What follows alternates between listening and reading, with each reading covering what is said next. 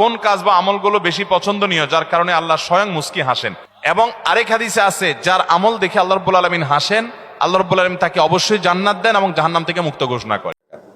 এরপরের প্রশ্ন, আমি প্রায় অনেক দিন থেকে একটি স্বপ্ন দেখি যে আমি স্বপ্নে নামাজ পড়ছি। আসসালামু আলাইকুম রহমতুল্লাহ। সুপ্রিয় দর্শক মণ্ডলী, আপনাদের সবাইকে জানাই আন্তরিক শুভেচ্ছা অভিনন্দন ইসলামিক এডুকেশন টিভি থেকে। এখন আমরা যে আলোচনাটা শুনবো, অবশ্যই সে আলোচনাটা আমাদের নিজেদের জীবনে বাস্তবায়ন করার চেষ্টা করব। ইসলাম একটি পূর্ণাঙ্গ জীবন ব্যবস্থা। এই জীবন ব্যবস্থায় আমরা হালাল হারাম থেকে বেঁচে থাকার জন্য ইসলামকে না মানলে আমাদের উপায় নাই। এই জন্য অবশ্যই ভিডিওটাকে সম্পূর্ণ দেখব।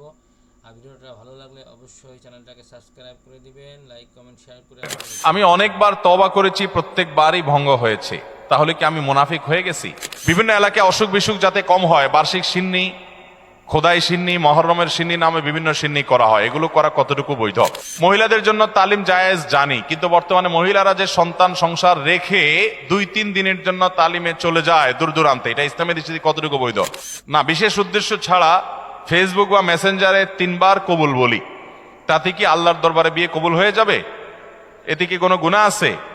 পোলাপান বান্দরামি করার জিনিস খুঁজে পাও না। না, আমি এখান থেকে গ্রামে যাব এবং ওই দিনই আবার চলে আসব, এক্ষেত্রে আমার নামাজ কি কসর করতে হবে? দেখুন, গ্রামে আমরা প্রত্যেকে যার যার বাড়িতে যখন যাব, সেটা আমাদের মূল ঠিকানা, আসল ঠিকানা হলে সেখানে আমি 1 ঘন্টার জন্য যদি যাই, নামাজ আমাকে পুরো পড়তে হবে। নিজের স্থায়ী ঠিকানাতে কখনো কসর হয়? পথে কসর হবে। বাড়িতে যখন চলে গেছেন, আপনার বাড়ি কুমিল্লাতে, আপনার বাড়ি চট্টগ্রামে, আপনার বাড়ি বগুড়াতে বা খুলনাতে বা সিলেটে, আপনার বাড়ি যেখানেই হোক না কেন, যখন সফরের দূরত্ব হবে, নিজের স্থায়ী ঠিকানায় 1 ঘন্টার জন্য যদি যান, সেখানে পুরো নামাজ পড়তে হবে, কসর চলবে। কিন্তু কিছু লোক আছে, গ্রামে বাড়ি আছে ঠিক আছে, কিন্তু তাদের গ্রামের বাড়ি এখন আর স্থায়ী ঠিকানা না। ধরুন আপনি ঢাকা শহরে বাড়ি কিনছেন বা ফ্ল্যাট কিনছেন, পাসপোর্টে, এনআইডিতে, সরকারি সব কাগজে পত্রে ঠিকানাতে আপনি স্থায়ী ঠিকানাও এটা, বর্তমান ঠিকানাও এটা। গ্রামের বাড়ি আছে, কিন্তু ওটা আপনার স্থায়ীও না, বর্তমান ঠিকানাও না, জাস্ট বেড়াইতে যান, ভাই বেড়াদাররা আছে, অন্যরা আছে, তাহলে ওইটাতে আপনি গেস্ট, সেখানে আপনি কসর পড়বেন। এবং এটা আপনার স্থায়ী এবং বর্তমান ঠিকানা হলে, অনেকে আছে বাড়িতে জমি জমা আছে, শুধুমাত্র থাকার ঘর বাড়িও নাই এবং ভাগযোগ হয়ে গেছে, সে শুধু গেস্ট হিসেবে যায়, ভাইদের মেহমান হয়ে যায়, তাহলে সে কসর পড়বে। আর না হলে স্থায়ী ঠিকানায় গেলে 1 ঘন্টার জন্য সে কি করতে হবে? পুরো নামাজ পড়তে হবে, যদি স্থায়ী ঠিকানা হয় তার গ্রাম। এরপরে প্রশ্ন হলো, আমি অনেকবার তওবা করেছি, প্রত্যেকবারই ভঙ্গ হয়েছে, তাহলে কি আমি মুনাফিক হয়ে গেছি?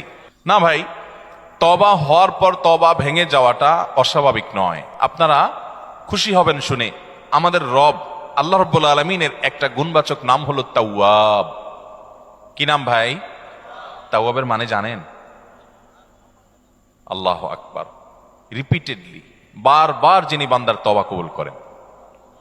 এই জন্য ভাই, একবার গুনাহ হয়ে গেছে, আল্লাহর কাছে তওবা করেছেন, চেষ্টা করছেন যে আর যেন না হয়, কিন্তু আবার শয়তান কাত করে ফেলে দিয়েছে, আবারও তওবা করে ফেলবেন এবং দুর্বল হবেন না। এখানে ইবলিস আপনাকে বলবে, তুই এতবার একই কাজ করে তওবা করছস আল্লাহর কাছে, আবার কোন মুখে তওবা করবি?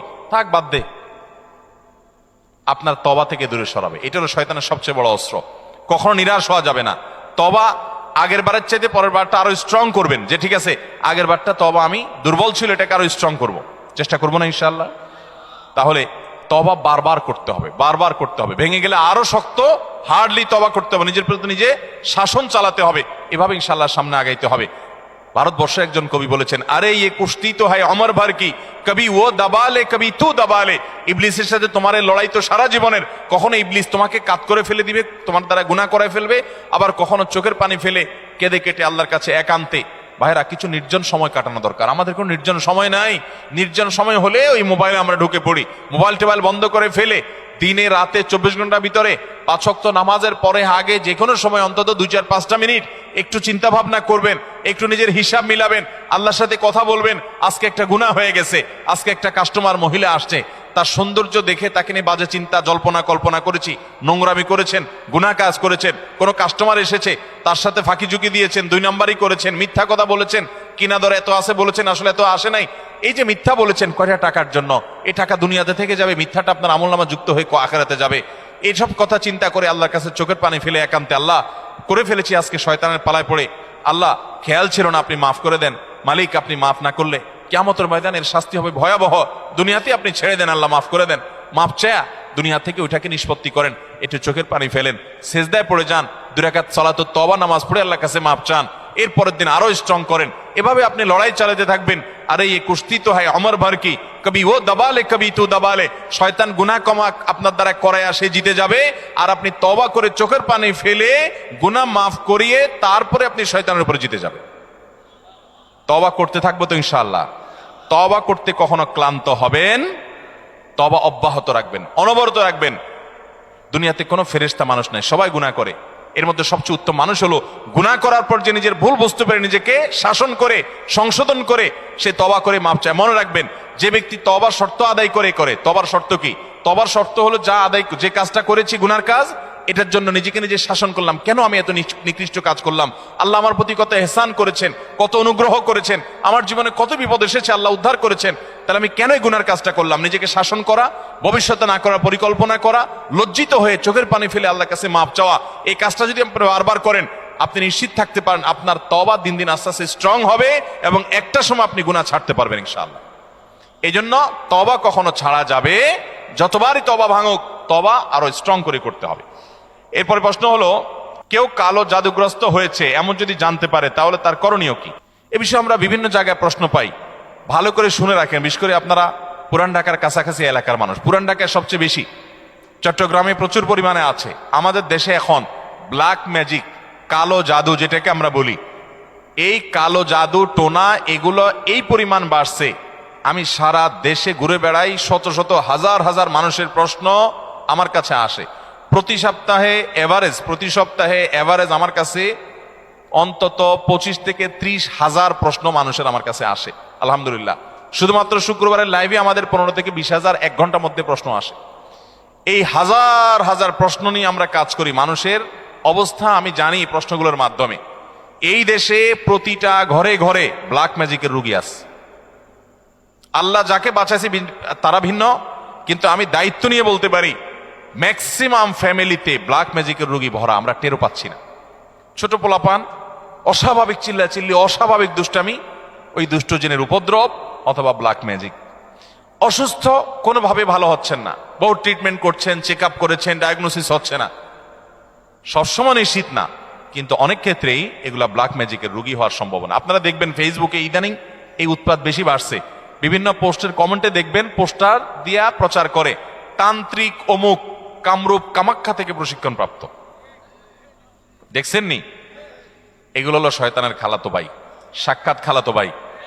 এবং আপনার বিভিন্ন ঢাকা শহরের পিলারে পিলারে দেখবেন এই তান্ত্রিক অমুক, ভাগ্য বদলায় দেয়, এটা করে সেটা করে, এসব শয়তানি অ্যাডভার্টাইজ দেখছেন না? দেখেন নাই? ব্ল্যাক ম্যাজিক এটাকে এক সময় আমাদের এক শ্রেণীর শিক্ষিত মানুষ বলতো যে এগুলো হুজুরদের আজগুবি কথা, কিসের আবার ব্ল্যাক ম্যাজিক, দেখা যায় না, শোনা যায় না, বুয়া বোগাস কথাবার্তা। ভাইরা আমার, এই যে কদিন আগে বিশ্বকাপ ফুটবল শেষ হয়ে গেল, আমি নিজে অনেকগুলো মিডিয়াতে দেখেছি বিশ্বকাপ ফুটবলে অনেক বড় বড় খেলোয়াড়দেরকে দুর্বল করার জন্য প্রতিপক্ষের খেলোয়াড় বা বাজিকরেরা, বিভিন্ন লোকেরা ব্ল্যাক ম্যাজিক করেছে এবং কোটি কোটি টাকা খরচ করে ব্ল্যাক ম্যাজিক করে তাদেরকে অচল করে দেওয়ার চেষ্টা করে। আরে বিশ্বকাপ অনেক দূরে রাখেন, আমার দেশে আসেন। একটা খেলা আছে, নাম হলো পাতা খেলা। আপনি গুগলে সার্চ দিয়ে যে পাতা খেলা দেখলে আপনি পাবেন। আমি সার্চ দিয়ে অন্তত 2-4-5টা জাতীয় দৈনিকের রিপোর্ট, প্রতিবেদন, এই খেলার আদ্য পান্ত জেনে তারপরে কথা বলছি। আমি আলহামদুলিল্লাহ ওই ফেসবুকে ঠুনকো ঠানকো কোথায় কি পাইছে টাইছে এগুলো নিয়ে আমি কথা বলি না, বক্তব্য দেই না। আমি চেষ্টা করি যেটা বলবো সেটা জেনে শুনে দায়িত্ব নিয়ে তারপরে আমি বলার চেষ্টা করি। এই পাতা খেলার উপরে আমি অনেক পড়াশোনা ঘাটাঘাটি করেছি, অনলাইনে অনেক আর্টিকেল পড়েছি, অনেক প্রতিবেদন পড়েছি। আমাদের দেশে হয়, আপনার উত্তরবঙ্গের দিকে বিশেষ করে হয়, অনেক জেলাতে। এই পাতা খেলাটা অবাক করা এক খেলা, যে এটা পুরাটাই ওই জাদু মন্ত্রের খেলা। এবং এটা আমাদের দেশে অনেক আগে থেকে একসময় হিন্দুদের মধ্যে প্রচলন ছিল। এখন মুসলমানরা এটা কোনো দোষী কিছু মনে করে না, পড়তেছে। রীতিমতো কুফুরি এবং ইমান চলে যাওয়ার মতো বিষয়। এখানে কুফুরি কিছু মন্ত্র আছে, শয়তানি কিছু মন্ত্র আছে। শয়তান আমরা যাকে দেখি না, এটা আরেক আলোচনা, ঘন্টায় ঘন্টা আলোচনা করতে হবে, শয়তান নিয়ে আজকে আলোচনা করব না। এই শয়তানের মন্ত্র, কুফুরি মন্ত্র, এই মন্ত্র পাঠ করার মাধ্যমে এই অলৌকিকত্ব দেখা যায়। কি হয়েছে, একটা লোকের নাম দেয় পাতা, আসলে ওইরকম আদতে কোনো পাতা না, একটা ব্যক্তি। তো ওই ব্যক্তিকে দূর থেকে একজন জাদুকর সে মাটিতে এরকম মন্ত্র পড়ে, ওই যে যারে নাম দিছে পাতা, তার সে নিজেও জাদুকর। তার কাজ হলো সে মন্ত্র পড়ে পড়ে নিজেকে এক জায়গায় ধরে রাখবে, আর এর কাজ হলো ওরে মন্ত্র পড়ে পড়ে একটা দাগ দেওয়া আছে, দাগ পর্যন্ত নিয়ে আসবে, টেনে নিয়ে আসবে মন্ত্রের কারণে। অবাক করা বিষয় না? এবং সত্যি আনতে পারে, এ মন্ত্র দিয়ে আনে, তো আনলে এই জাদুকর জিতে যায়, আর যদি টিকে যায় তাহলে সে জিতে যায়। এই পাতা খেলা বাংলাদেশে অনেক এলাকাতে বেশ বহুল প্রচলিত, হাজার হাজার মানুষ উপভোগ করে। এই যে কুফুরি কালাম পড়ে অনেক অলৌকিক কাজ করা যায়। একটা আস্ত সুস্থ মানুষ অসুস্থ হয়ে একদম কবরপন্থ চলে যাবে, আপনি টেরও পাবেন না, ভয়াবহ রোগ হবে এই ব্ল্যাক ম্যাজিকের কারণে। কালো জাদু, এটা যে বললাম খেলোয়াড়দেরকে পর্যন্ত করা হয়। এটা আমাদের দেশে ঘরে ঘরে। আপনি বাঁচতে চান, নাম্বার 1, আপনার ঘরকে কোরআন দিয়ে আলোকিত করতে হবে। ভাইরা আমার, আমি বিভিন্ন সময় বলার চেষ্টা করি, আপনি ইমানদার হিসেবে, মুসলমান হিসেবে আপনার মধ্যে শয়তান মাঝে মধ্যে সন্দেহ ঢুকায় যে ইসলাম আসলে সত্য কিনা, না হুজুররা এসব বকওয়াস কথা বলে টলে। আপনার ইমানের প্রতি যদি কোনো প্রকার সংশয় শয়তান সৃষ্টি করতে চায়, আমি আপনাকে দায়িত্ব নিয়ে আল্লাহর শপথ করে বলতে পারি, এই কোরআন হলো এমন এক জীবন্ত মিরাকল, জীবন্ত মুজিজা। এই কোরআনের অলৌকিকত্ব দেখার পর আপনি ইমান আনতে বাধ্য হবেন। পৃথিবীতে যত বেঈমান মুসলমান হয়, যত কাফেররা ইমান আনে, তাদের বেশিরভাগ দেখবেন এই কোরআন যখন নির্মোহভাবে আগাগোড়া পড়ে ফেলে, সে এর কাছে মাথা নত করা ছাড়া কোনো উপায় থাকে না। ওমর রাদিয়াল্লাহু তাআলা আনহুর মতো জাদ্রেল মানুষ যাচ্ছিলেন নবী করিম সাল্লাল্লাহু আলাইহি ওয়াসাল্লামকে হত্যা করার জন্য, বোনের বাসায় যায় দেখে বোন তেলাওয়াত করতেছে, আওয়াজ শুধু শুনছে, তেলাওয়াত শুনেই পাগল হয়ে গেছে। আরে এ তো সাধারণ কোনো কথা না, আকৃষ্ট হয়ে গেছেন। তরবারি হাতে নিয়ে নবী সাল্লাল্লাহু আলাইহি ওয়াসাল্লামের দরবারে চলে গেছেন। সাহাবীরা তো ঠেকাইতে আছে, নবী সাল্লাল্লাহু আলাইহি ওয়াসাল্লাম তো জানেন ওহী পাঠাইছে আল্লাহ তাআলা, বলে আসতে দাও, ঠেকাইও না। গেছে হত্যা করার জন্য, ঈমান নিয়ে ফিরে চলে আসছে কোরআনের কারণে। মুসলমানদের বাসা বাড়িতে আজকাল কোরআন তেলাওয়াত হয় না। আপনার বাসা বাড়িতে কোরআন তেলাওয়াত চালু করেন, আওয়াজ দিয়ে, উচ্চ স্বরে, মনে মনে না, আওয়াজ দিয়ে কোরআন তেলাওয়াত চালু করেন, কোরআন পড়েন এবং অডিও চালায় রাখেন। ব্ল্যাক ম্যাজিক, দুষ্টজনের উপদ্রব থেকে বাঁচার জন্য এটা মহৌষধ। বিশেষ করে একটা সূরা, সূরা বাকারা জোরে জোরে নিজেরা তেলাওয়াত করেন। তেলাওয়াত করতে পারেন না তো অডিও চালায় রাখেন। সূরা বাকারার তেলাওয়াত যত বেশি ভাষায় চালু করে রাখবেন, নবী সাল্লাল্লাহু আলাইহি ওয়াসাল্লাম হাদিসে বলা আছে, দুষ্টজিন এবং শয়তান ভাষায় প্রভাব ফেলতে পারবে না। এক। দ্বিতীয় আমল, তাহলে কোরআন বেশি বেশি পড়বেন, বিশেষ করে সূরা বাকারা। দ্বিতীয় আমল হলো সকাল সন্ধ্যার দোয়া এবং জিকির, এগুলা নিয়মিত পড়বেন, এগুলা রক্ষা কবচের মতো কাজ দেয়। তৃতীয় আমল হলো ঘরের মধ্যে কোনো হারাম জিনিস রাখবেন না, ছবি টবি এটা সেটা রাখবেন না, এবং গুনাহমুক্ত রাখবেন বা ঘরকে। 4 নম্বর আমল হলো যতবার বাসায় ঢুকবেন বিসমিল্লাহ পড়ে ঢুকবেন, বের হওয়ার সময় বিসমিল্লাহ পড়ে বের হবেন। টয়লেটের দরজাগুলো বন্ধ রাখবেন, ঢুকতে বিসমিল্লাহ পড়ে ঢুকবেন, এই দোয়া পড়ে ঢুকবেন, বের হওয়ার সময় দোয়া পড়ে বের হবেন। খাওয়ার সময় বিসমিল্লাহ পড়ে খাবেন, প্রত্যেকটা কাজে বিসমিল্লাহ করবেন, শয়তান অংশগ্রহণ করতে পারবে না ইনশাআল্লাহ। আর বিশেষভাবে 3 কুল সকাল সন্ধ্যায়, কুল হুয়াল্লাহ, কুল আযুল ফালাক, কুল রাব্বিন নাস, 3 বার সকাল সন্ধ্যার আমলের মধ্যে এটা চলে আসছে। আলাদা করে এটা রাতে, সকাল সন্ধ্যায় বিভিন্ন সময় পড়বেন ইনশাআল্লাহ। বিদিন আল্লাহ তাআলা এই দুষ্টজিন এবং ব্ল্যাক ম্যাজিক থেকে বেঁচে থাকার তৌফিক দান করবেন। এরপরে প্রশ্ন হলো, আসুন্নাহ ফাউন্ডেশনের দেওয়া অফিস আসিফ হুজুরকে দিয়ে রুকিয়া করা হয়েছে, আপনি কি রুকিয়া করেন? না ভাই, আমি রুকিয়া করি না। তবে আমরা অনেক রাকিকে চিনি ব্যক্তিগতভাবে, কেউ চাইলে বলি ভাই অমুকের কাছে যান, বিভিন্ন রাকিরা আছে, আপনারা অনলাইনে খুঁজতে পারেন। বিভিন্ন এলাকায় অসুখ বিসুখ যাতে কম হয়, বার্ষিক সিন্নি, খোদাই সিন্নি, মহররমের সিন্নি নামে বিভিন্ন সিন্নি করা হয়, এগুলো করা কতটুকু বৈধ? অসুখ বিসুখ হলে আল্লাহর কাছে তওবা ইস্তেগফার করবেন, দোয়া পড়বেন এবং ডাক্তারের কাছে যাবেন। অসুখ বিসুখের জন্য দান সাদাকা করবেন।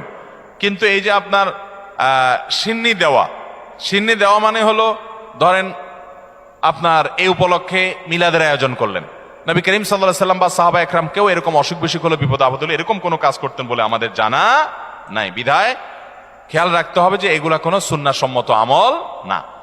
মহিলাদের জন্য তালিম জায়েজ জানি, কিন্তু বর্তমানে মহিলারা যে সন্তান সংসার রেখে 2-3 দিনের জন্য তালিমে চলে যায় দূর দূরান্তে, এটা ইসলামের দৃষ্টিতে কতটুকু বৈধ? এটা সম্পূর্ণ অবৈধ কাজ।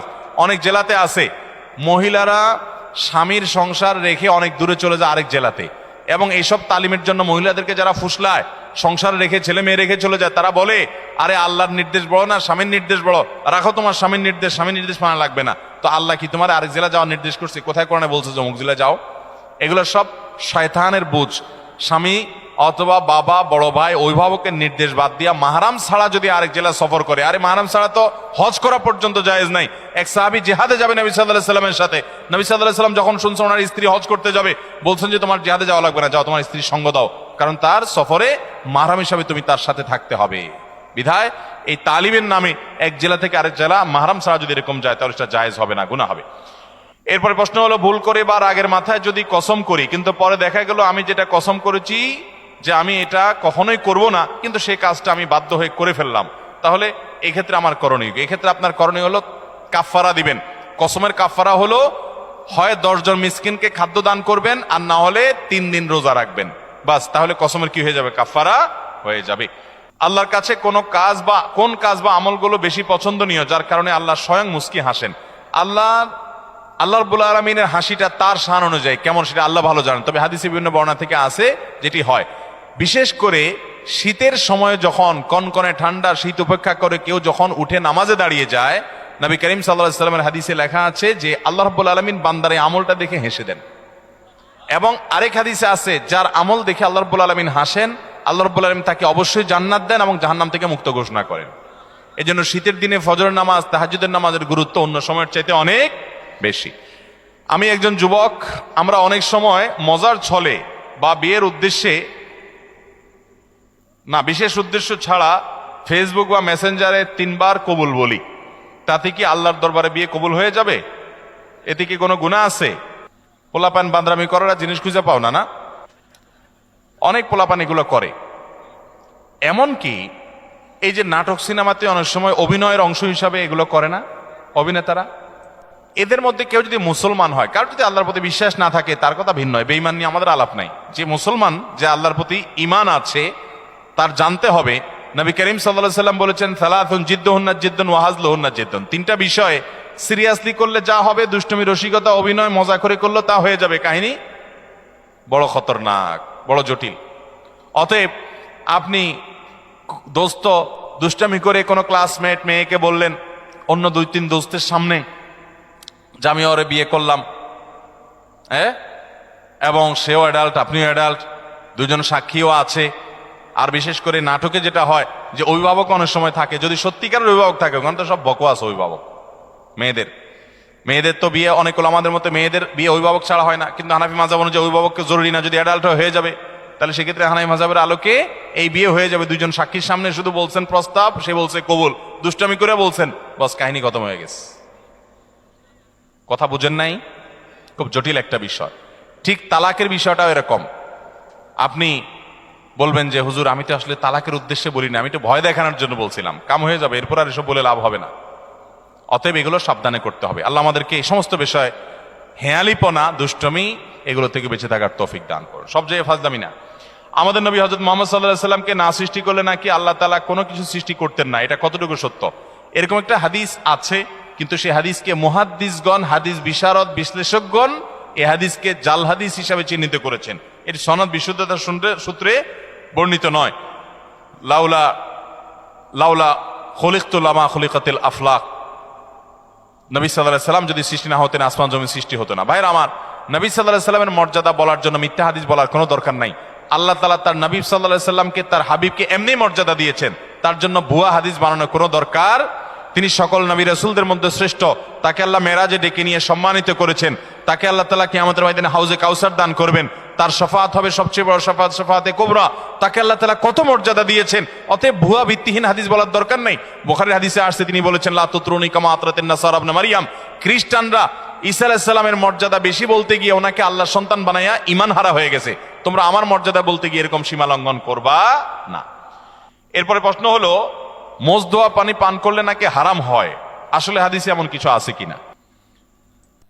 মোষ ধোয়া পানি খেলে বা মোষ লাগলে কোনো কিছু খেতে গেলে সেটা হারাম বলে হয়। হারাম তো পরের কথা, অনেকে বলে মাকরু, হারামও হবে না মাকরুও হবে না।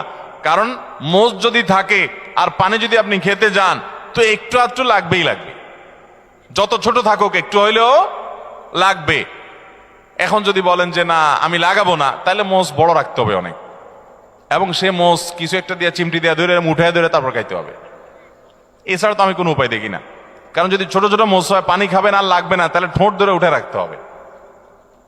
তাহলে বোঝা গেল এটা ভুয়া, ভিত্তিহীন কথা।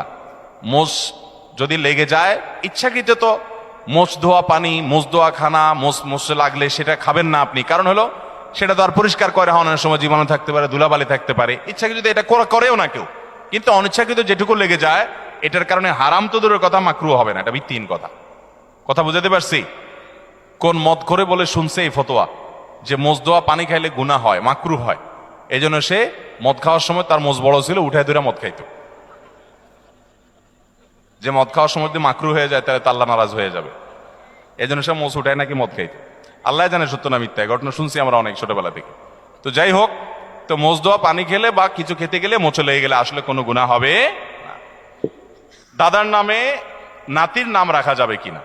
দাদার নামে নাতির নাম তো পরের কথা, বাপের নামেও পোলার নাম রাখা যাবে, কোনো অসুবিধা নাই। আমাদের দেশে সবাই ইউনিক নাম খোঁজে, ইউনিক। টল্টু, বল্টু, নান্টু, পিন্টু, গিন্টু, গেংটু, কি আজিব আজিব নাম খোঁজে সব। আরে ভাই, সবাই বলে ইউনিক নাম লাগবে, আনকমন না লাগবে কেন? আমরা আনকমন নাম লাগবে কেন?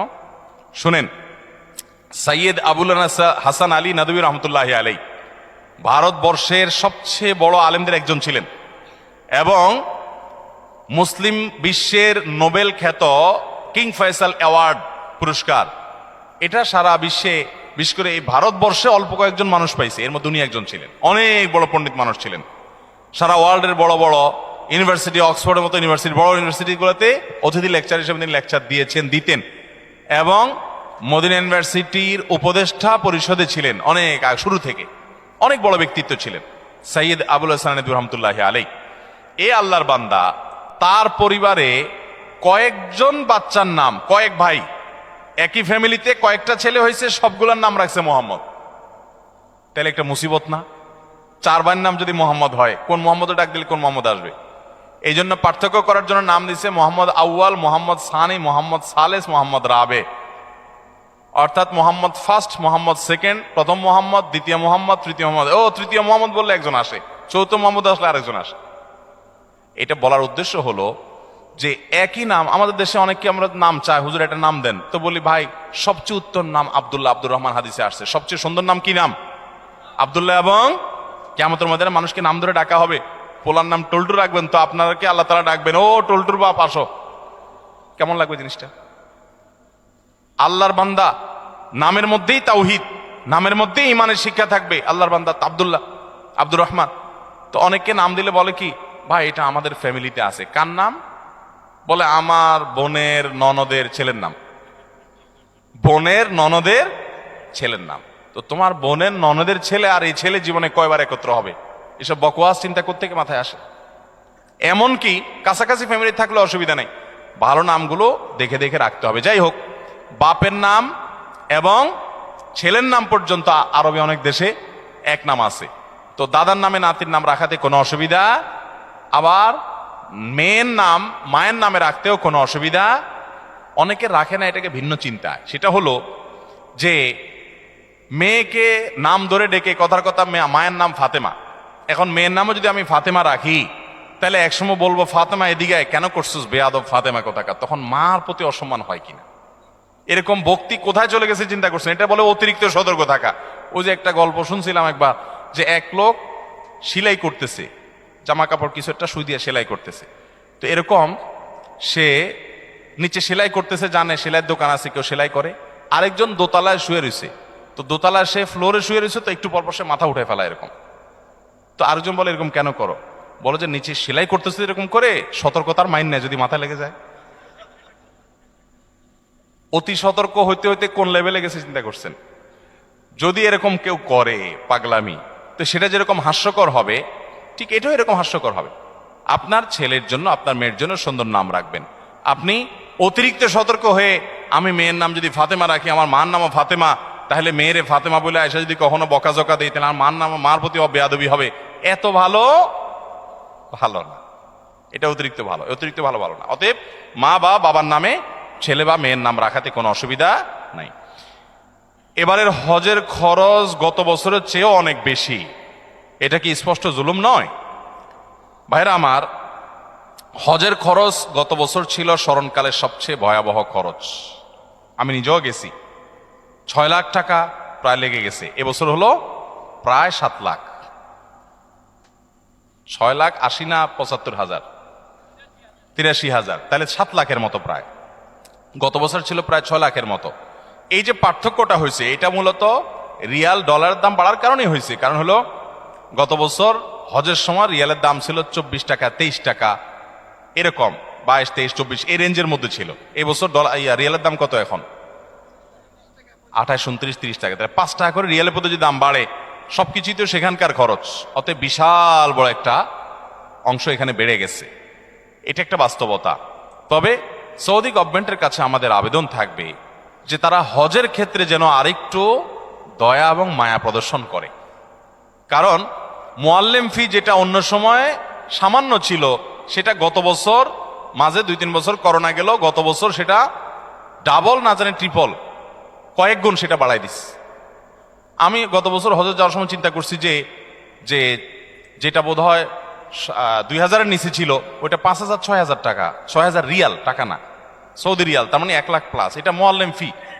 তো মুআল্লিম ফি যেটা নিচে মক্কা মিনা মুজদালেফাতে সার্ভিস দেয়, সেটার ফি, ঠিক আছে, এটা নিতে হবে, খরচের টাকা বুঝলাম।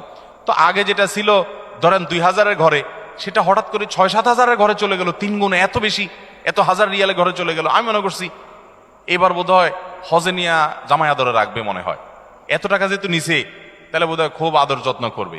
তো আমি দেখলাম না, আদর যত্ন কিছু না, হাজি এমনি কম নিছে, সেজন্য একটু ফ্রি আছে।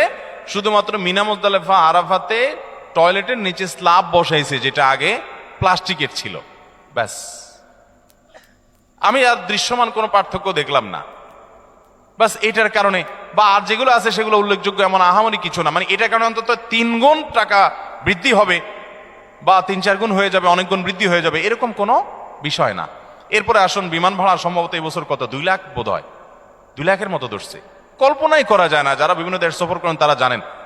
নর্মাল সময়ে এখান থেকে জেদ্দা আসা যাওয়া যেই ভাড়া হয়, হজের সময় তার ডাবল দিতে হয়। এটা যৌক্তিক, ডাবল দিতে হয় যে এটা যৌক্তিক। কারণ যে বিমানগুলো স্পেশালি হাজিদেরকে নেওয়ার জন্য আসে, এগুলো খালি আসে, আবার হাজিদেরকে নিয়ে চলে যায়, আবার নামায় দিয়ে খালি চলে যায়। কারণ হজের সময় যে ধরেন 50,000, এবছর হয়তো আর অনেক বেশি যাবে, ধরেন 1 লাখ হাজি গেল, তো 1 লাখ হাজি হঠাৎ করে যাচ্ছে বাংলাদেশ থেকে, সৌদি প্রবাসীদের আসা যাওয়ার জন্য রুটিন বিমান আছে, সেগুলো যদি 1 লাখ লোক হঠাৎ করে যাচ্ছে, তাদের নিতে পারবে না, আলাদা বিমান দরকার হয়, ডেডিকেটেড বিমান লাগে, আরো অনেক ব্যাপার স্যাপার আছে। তো আলাদা করে হাজি সাহেবদেরকে নিতে হয়, আনতে হয়, সেজন্য ডাবল খরচ নিতে হয়। তো ডাবল খরচ যদি হয়, তো সেটাও 2 লাখ টাকা, 2 লাখ প্লাস বা 2 লাখের কাছাকাছি হওয়ার কথা না। এক্ষেত্রে থার্ড ক্যারিয়ার কে সুযোগ দেওয়া যেতে পারে। সেক্ষেত্রে যদি টেকনিক্যাল সমস্যা হয়, তাহলে বিমান ভাড়া সহনশীল হতে পারে। এমনকি ওমরার বিমান ভাড়া পর্যন্ত 1 লাখ, 1 লাখ প্লাস। আপনি এমনি সৌদি প্রবাসীরা আসা যাওয়া করে জিজ্ঞেস করেন ভাড়া কত, খুব আহামরি কিছু না, অনেক কম তার চাইতে। তো এই যে হজের খরচ, সেটা সহনীয় পর্যায়ে করা উচিত। এবং আমাদের সরকারের কাছে আমাদের দাবি থাকবে যে ক্রান্তি, নানা সময় অর্থনৈতিক অনটন থাকে, ঠিক আছে, ভারতের মতো দেশ যেখানে হিন্দু প্রধান দেশ, সেখানেও হজে ওমরাতে যথেষ্ট পরিমাণ সহনশীল রেট থাকে এবং ভর্তুকি দেওয়া হয় অনেক দেশেই। তো আমাদের দেশে হাজিদের জন্য অনেক কাজে তো ভর্তুকি দেওয়া হয়, যারা আল্লাহর ঘর হজ করতে যাবে তাদের জন্য ভর্তুকি দেওয়া যেতে পারে। তবে এখানে যে খরচটা হচ্ছে, সব খরচটা সবগুলো বেশিরভাগই সৌদি আরবই হয়, বেশিরভাগ কি 99%ই সৌদি আরবের খরচ, আমাদের দেশে খরচ নাই বললেই চলে। বিধায় রিয়ালের দাম বাড়ার কারণে আসলে অনেক বেশি বেড়ে গেছে। এই জন্য ভাইরা বলি, যারা হজ পিছাইছেন, অনেক লোক আছে এই মজলিসে, বহু লোক আছে আমি জানি, যাদের আজ থেকে 7 বছর 8 বছর আগে হজ করার ক্ষমতা ছিল, তখন 3 লাখ, 3.5 লাখ, 4 লাখ টাকা হজ করা যেত, কিন্তু করেন নাই, পিছাইতে এখন 7 লাখে আসছে। একসময় যদি 14 লাখে যায়, আর তখন যদি বলেন আমার কাছে এত টাকা নাই, আপনি আল্লাহর কাছে দায়মুক্ত হবেন না। কারণ যখন কম ছিল তখন তো আপনার পরে হজ ফরজ ছিল, আপনার টাকা ছিল, আপনি কেন করেন নাই? এই জন্য নবী সাল্লাল্লাহু আলাইহি সাল্লাম বলেছেন, কারণ হজ ফরজ হলে সে যেন বিলম্ব না করে। যদি সে বিলম্ব করে, সে জানে না পরবর্তীতে কি হবে, কি দুর্ঘটনা হবে। এই জন্য হজ ফরজ হলে বিলম্ব করবো না, ইনশাআল্লাহ। ভাইরা আমার, আর কথা বলতে চাই না, রাত অনেক হয়েছে। বিভিন্ন দিক ফিরে, কখনো দেখি পূর্ব দিকে, কখনো দেখি উত্তর দিকে, কখনো দেখি দক্ষিণ দিকে। শুধু 2-3 দিন দেখছি শুধু 2-3 দিন দেখছি পশ্চিম দিকে ফিরে নামাজ পড়তে, কিন্তু আমি স্বপ্নে কখনো পরিপূর্ণ নামাজ পড়তে পারি না, কেননা কোনো সমস্যার কারণে। অর্থাৎ নামাজ পড়তে পারলে ঘুম ভেঙে যায় আপনার, এই তো। আর এই স্বপ্ন দেখা শুরু হয় আমার পরিপূর্ণ ইসলামে প্রবেশ করার পর থেকে। দয়া করে এই ব্যাপারে কিছু বললে উপকৃত হব। আপনি ইসলামে পরিপূর্ণ প্রবেশ করার পর থেকে এই নামাজ এই স্বপ্ন দেখছেন, আপনার এখানে প্রশ্নের মধ্যে একটা বড় ত্রুটি আছে। আপনি পরিপূর্ণ ইসলামে প্রবেশ করেছেন, এই সার্টিফিকেট নিজেকে নিয়ে দিয়ে দিলেন? পরিপূর্ণ ইসলামে প্রবেশ করা এত সহজ জিনিস? আল্লাহু আকবার। আপনি হয়তো বোঝানোর চেষ্টা করছেন যে আপনি ইসলামকে প্র্যাকটিস করা শুরু করেছেন, আলহামদুলিল্লাহ, আপনি চেষ্টা করেন পরিপূর্ণ ইসলামের জন্য, সেটা বললাম চেষ্টা করি, আরো চেষ্টা করতে হবে। আপনি কিছুটা দেখছেন, বাকিটা দেখছেন না, আপনার কোথাও অপূর্ণতা আছে, চেষ্টা করেন এবং দোয়া করেন। এই যে নিজেকে পূর্ণ মনে করছেন, এটাও একটা অপূর্ণতা। আল্লাহ তাআলা আমাদেরকে পরিপূর্ণ মুসলিম হওয়ার তৌফিক দান করুন। এখন তো সব দড়ি মাছ নাচুই পানি, ওয়াজ শুনতে কোনো কার্পণ্য নাই, আবার যায় হিন্দি সিনেমা টিভিতে খুলে দেখে। এর চাইতে বড় বেহায়ার নির্লজ্জ কে হতে পারে? যে আল্লাহর সামনে, আল্লাহ দেখছেন, নির্লজ্জের মতো সামনে এক চেহারা, পেছনে আরেক চেহারা, তলে তলে মোবাইলে হারাম জিনিস দেখে, আবার মানুষের সামনে ভালো সাজে। আছে না নাই এই রোগ আমাদের মধ্যে? আল্লাহ আমাদের সবাইকে সলিড মুসলমান হওয়ার তৌফিক দান করুন। যে ভাই এটা দেখেছেন, আমি তাকে পরামর্শ দিব যে আপনি আরো আপনার দিনকে পরিপূর্ণ করার চেষ্টা করেন, আরো ত্রুটি ভুলগুলোকে ফাইন্ড আউট করে সেগুলো সংশোধন করার চেষ্টা করেন। আপনি অপূর্ণ নামাজ দেখছেন, আপনার দিনের ভিতরে হয়তো কোনো অপূর্ণতা আছে, আপনি চেষ্টা করেন, তবে মন খারাপ করা যাবে না। আপনি যে দিনে আসছেন, অগ্রসর হয়েছেন, আল্লাহ শুকরিয়া আদায় করেন এবং ভালো হওয়ার চেষ্টা করেন। এরপরের প্রশ্ন, ফিকহ শাস্ত্রের গ্রন্থাদি থেকে জানা যায় যে মসজিদের বাহিরে যে মেহরাবে প্রয়োজনে জানাজা রেখে নামাজ পড়া যায়। এখন যদি আমরা মসজিদের ভেতরে জানাজা রেখে, অর্থাৎ লাশ রেখে, খাটিয়া রেখে নামাজ আদায় করি, শরীয়ত বিধান মতে সঠিক কিনা? এটাকে ফুকাহা একরাম মাকরুহ বলেছেন। ভাই, লাশ, এক নম্বর কথা হলো যে জানাজা নামাজ মসজিদে পড়বেনই না। জানাজা কোথায় পড়বেন? আমরা আজকাল কিছু কিছু জিনিসকে এমন উল্টাইছি, যেমন ঈদের নামাজ, এটা হবে কোথায়? মাঠে, উন্মুক্ত জায়গায়। কিন্তু ঈদের নামাজ কোথায় পড়ি আমরা? মসজিদে। ঢাকায় এই অজুহাত চলে যে এত খালি জায়গা নাই, কিন্তু আপনার গ্রাম অঞ্চলে তো এই অজুহাত নাই। কিন্তু ওই যে আমাদের মসজিদ এলারা আবার ওখানে যাব কেন? আমরাই একটা কি বানাবো? ঈদগাহ বানাবো। এটা শয়তানে কুবুদ্ধি দেয়। কথা বুঝতে পারছেন? হ্যাঁ, আপনি নামাজ পড়েন এরকম উন্মুক্ত জায়গায়, সুন্দর করে নামাজ পড়েন শামিয়ানা টাঙ্গায়, এটা ঠিক আছে। কিন্তু মসজিদে ঈদের নামাজ পড়বেন না, এটা সুন্নাহর খেলাফ, মাকরুহ। কিন্তু এই মাকরুহ সারা দেশে সবাই করতেছি, সব হুজুরাই বলতেছে, কারণ হুজুর চায় হুজুরের মসজিদে নামাজ হলে হুজুর একটা ঈদের নিমতি করবে। হুজুরেরও কি আছে এখানে? পয়সা করি আছে, লাভ আছে। তো হুজুর এখানে মাকরুহ ফতোয়াটা দেয় না, আস্তে চাপায়া যায়। আর হুজুরের দোষ একলা দিমু কেন? কমিটির লোকজন তারা এটা নেতাগিরি করতে পারবে, আরেকজন ঈদগাহ গেলে তার নেতাগিরি থাকবে না, মুসল্লি হয়ে যাইতে হবে। এই জন্য নিজেরা কি করে? ঈদের নামাজ যদি করতে চান ঈদগাহে করবেন, এটা হলো সুন্নাত। জানাজাও কোথায় হবে? বাহিরে হবে। বিশেষ করে লাশ যদি ভিতরে নিয়ে যান, গোসল দেওয়ার পরে সেখান থেকে ময়লা পানি পড়তে পারে, দুর্গন্ধ আসতে পারে, মসজিদের শানের খেলাফ হবে, আরো অনেক কারণ আছে। এসব কারণগুলোর প্রেক্ষিতে সুন্নাত হলো মসজিদের বাহিরে জানাজা পড়া। ফরজ নামাজ শেষ, মসজিদের বাইরে হয়ে এসে খোলা জায়গা থাকলে সেখানে নামাজ পড়েন। আর যদি এরকম কোনো জায়গা না থাকে, যেমন ঢাকা শহরে বেশিরভাগ জায়গাতে এরকম নাই, অনেকে আবার রাস্তা দখল করে ঈদের নামাজ পড়ে, সেটা আরো গুনাহের কথা। ওটা তো গুনাই হবে, রাস্তা দখল করে নামাজ পড়া জায়েজ নাই। সাধারণ মানুষের পথের চলাচলের বিঘ্ন করে আপনি গায়ের জোরে রাস্তা বন্ধ করে নামাজ পড়লেন, এই ইসলাম আপনাকে আল্লাহ রাসূল শিখান নাই। কথাকে বুঝতে পারছি?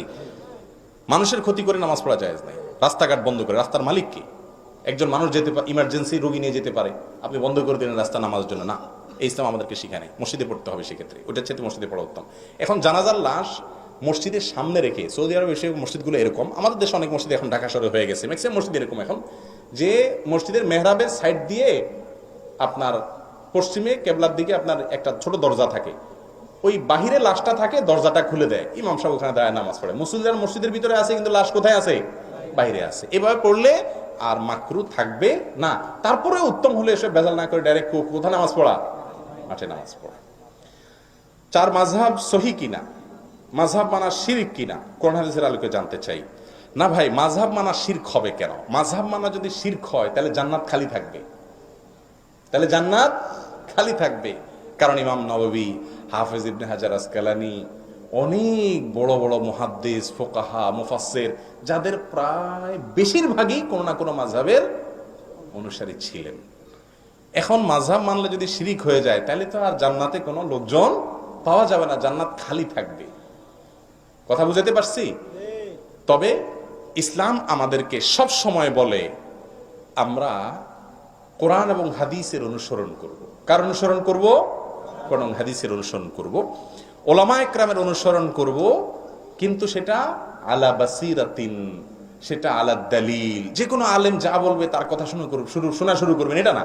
যখন পর্যন্ত কোরআন হাদিসের মধ্যে থাকবে আপনাকে রাহবরি করবে, অবশ্যই ওলামা ইকরামদের কথা শুনবেন। আর কথা শুনেন আর না শুনেন, অশ্রদ্ধা করবেন। এখন একটা ট্রেন্ড চালু হয়ে গেছে হুজুরদেরকে নিয়ে ট্রল করা, নিজে দু চারটা হাদিস কোরআন জানার পরে এবার আলেমুল আমাদেরকে নিয়ে অপমানকর মন্তব্য করা শুরু করে।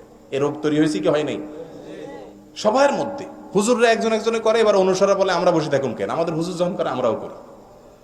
এবার মুক্তাদিরাও শুরু করে। গোটা সমাজ অশান্ত হয়ে যাচ্ছে কি যাচ্ছে না? আল্লাহ রাব্বুল আলামিন আমাদের মনগুলোকে বড় করার তৌফিক দান করুন। আমি মনে করি উনি ভুল করতেছে একটা মাসালায়। আমার মতে ওনার মাসালাটা কি ভুল। ওনাকে যদি আল্লাহ জান্নাতে দেয় আমার কোনো ক্ষতি আছে? আমি তো আল্লাহকে এটা বলা দরকার, আল্লাহ আমার ভাই আমার মতে ভুল করতেছে, তারপরে তারা জান্নাতে দিয়ে না, আল্লাহ আমাকেও সাথে দিয়ে। এটা না ইমানদারের কথা? কিন্তু এমন একটা ভাব আমাদের যে হে জান্নাতে গেলে আমি ওই জান্নাতেই যাব না, নাউজুবিল্লাহ। এরকম একটা রোগ এসে গেছে আমাদের মধ্যে। আল্লাহ আমাদেরকে সংশোধন করার তৌফিক দান করুন। দাড়ির বিধান কি, ইসলামে দাড়ির পরিমাণ কি এবং দাড়ির শরীয়ী বিধান কি? ইসলামে দাড়ি রাখা ওয়াজিব। দাড়ি রাখা কি ওয়াজিব, এবং এই ব্যাপারে তেমন একটা দ্বিমত নাই। খুব স্বল্প সংখ্যক কিছু ওলামা একরাম এটাকে ওয়াজিব বলেন না, যেমন মিশরের এখানকার ওলামা একরামদের অনেকে এটাকে ওয়াজিব বলেন না, কিন্তু বিশ্বের সংখ্যাগরিষ্ঠ সকল যুগের ওলামা একরামের মত হলো দাড়ি লম্বা করা ওয়াজিব। নবী করিম সাল্লাল্লাহু আলাইহি সাল্লাম বলেছেন আফুল্লুহা, তোমরা দাড়িকে ছেড়ে দাও, আর খুল্লুহা, দাড়িকে লম্বা করো। আরেকটা প্রশ্ন আপনি করেছেন 40 হাত দূরে থেকে তাকালে দেখা যাবে, এই পরিমাণ দাড়ি রাখলেই যথেষ্ট হবে, এই কলটির গ্রহণযোগ্যতা কতটুকু? কোনো গ্রহণযোগ্যতা নেই। কোরআন হাদিসে কথা এরকম কথা বলে নাই যে 40 হাত দূর থেকে দেখলে আপনার দাড়ি বোঝা যাবে। অনেক মহিলার দাড়ি দু চারটা থাকে, 40 হাত কেন 60 হাত দূর থেকেও বোঝা যাবে, তাহলে কি তার জন্য দাড়ি এটা দাড়ি বলা হবে নাকি? না ভাই, দাড়ি লম্বা করা ওয়াজিব। আপনি রাখতে না পারেন ভিন্ন কথা, তবে হ্যাঁ কেউ যদি লম্বা করতে না পারে একটু ছোট রাখে তো নাইম আমার চাইতে আলহামদুলিল্লাহ, তিনি কিছুটা তো রাখলেন, তাকে অ্যাপ্রিসিয়েট করা উচিত এবং বোঝানো উচিত যে নবী সাল্লাল্লাহু আলাইহি সাল্লাম দাড়িকে কি করতে বলেছেন?